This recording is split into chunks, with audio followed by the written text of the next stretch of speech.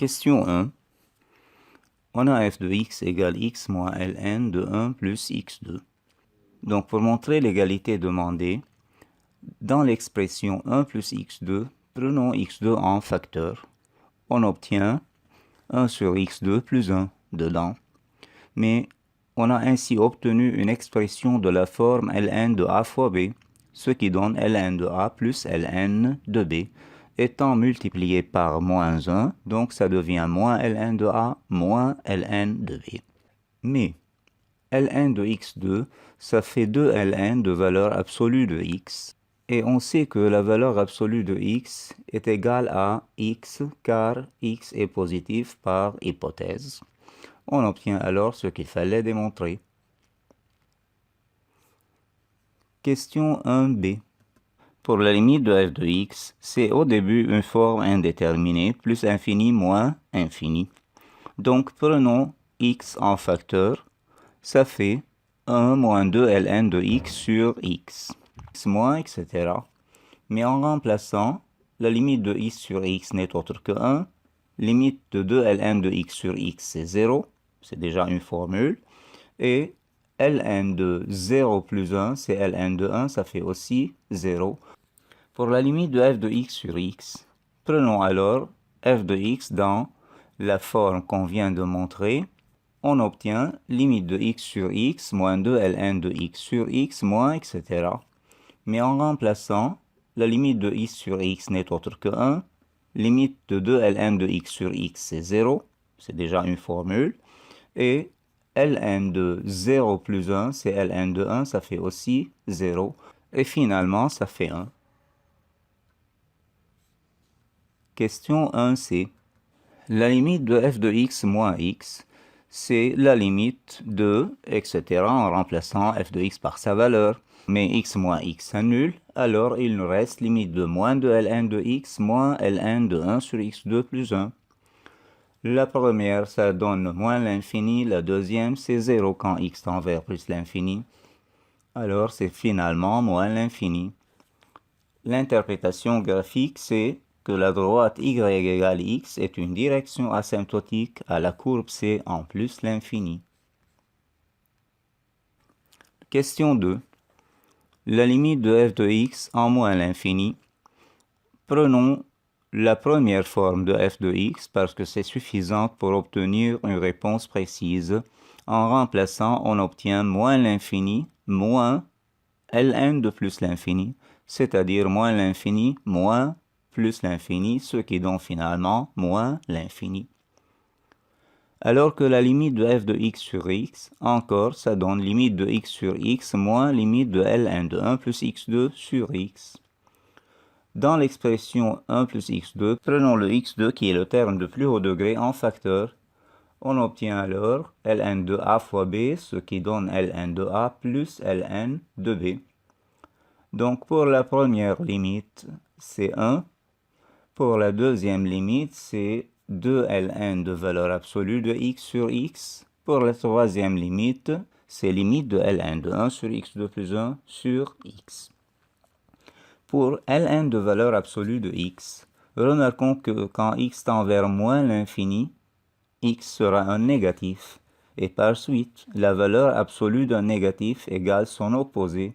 C'est donc ln de moins x. Mais encore, étant ln de moins x, multiplions le dénominateur par moins 1 et le numérateur par moins 1. On aura ainsi limite de 2ln de moins x sur moins x, et lorsque moins x tend vers plus l'infini. Maintenant, on est revenu à la situation de la formule limite ln de grand x sur grand x quand grand x tend vers plus l'infini. Cette limite est égale à 0. Donc c'est finalement 1 plus 0 moins 0. Question 3. Pour calculer f' de x, remarquons que la dérivée de x n'est autre que 1. La dérivée de ln de u égale u' sur u, ce qui donne alors 1 moins 2x sur x2 plus 1.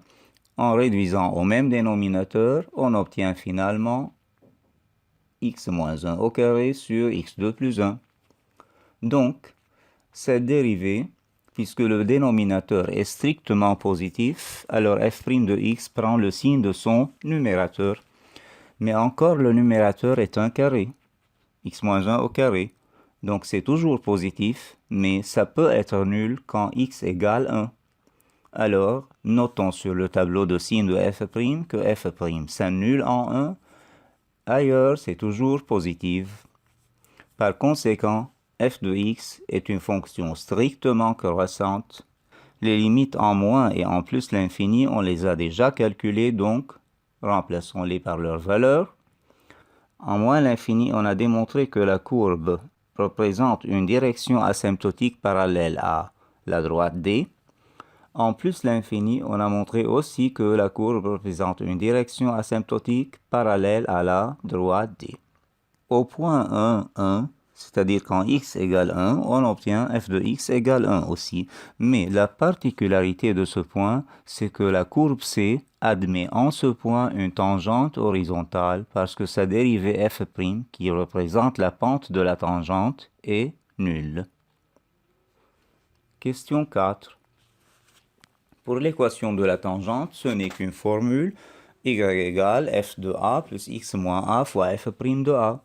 Mais f de 0 n'est autre que 0 et f' de 0 n'est autre que 1 en remplaçant dans l'expression de f'. Donc on obtient finalement y égale x comme équation d'une tangente à la courbe C au point d'abscisse 0. Pour étudier la position relative, on étudie le signe de y de C moins y de D, qui n'est autre que moins ln de x2 plus 1. Mais x2 est positif toujours. Alors x2 plus 1 sera supérieur ou égal à 1. Par suite, ln de 1 plus x2 sera supérieur ou égal à ln de 1. Donc, ln de 1 plus x2 est plus grand ou égal à 0. Par suite, y de c moins y de d est plus petit ou égal à 0. Alors, c est situé au-dessous de d, mais il ne faut pas oublier que d est une tangente à la courbe c en son point d'abscisse 0. C'est pourquoi alors ça c'est le cas où y de c moins y de d s'annule. Question 5.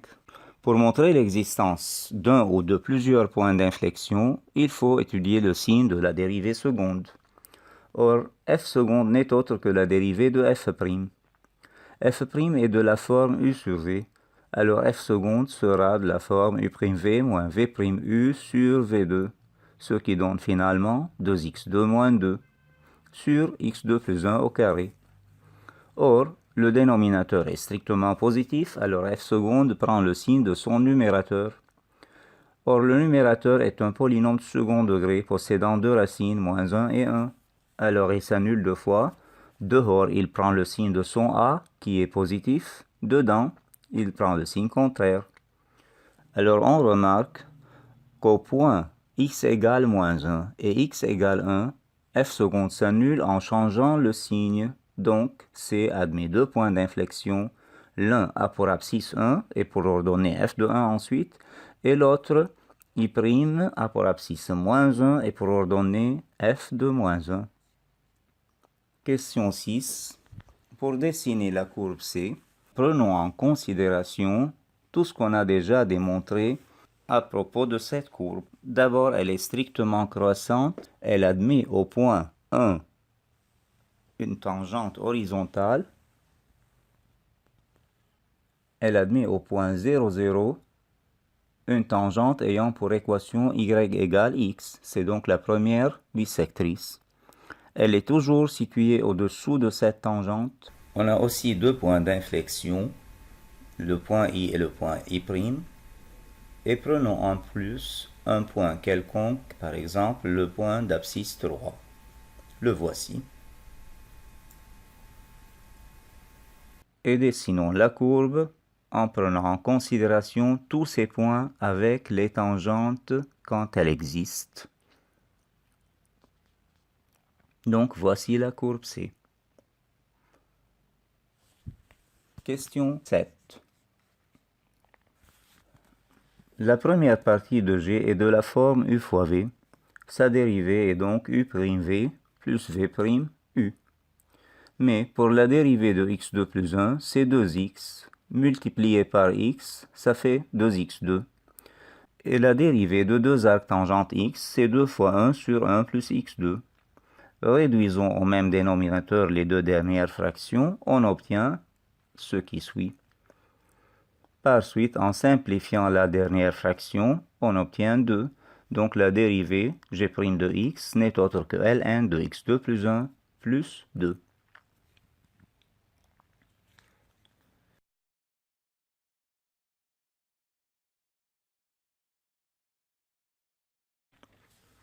Le domaine demandé est formé par la droite x égale 1, la droite x égale 3, la courbe C et la droite D. Le voici alors. Il a pour borne supérieure un segment de la droite D. Il a pour borne inférieure un segment curviligne de la courbe C. Et à gauche à droite, il est limité par deux verticales x égale 1, x égale 3. Alors, dans ce domaine, la droite D surmonte la courbe C.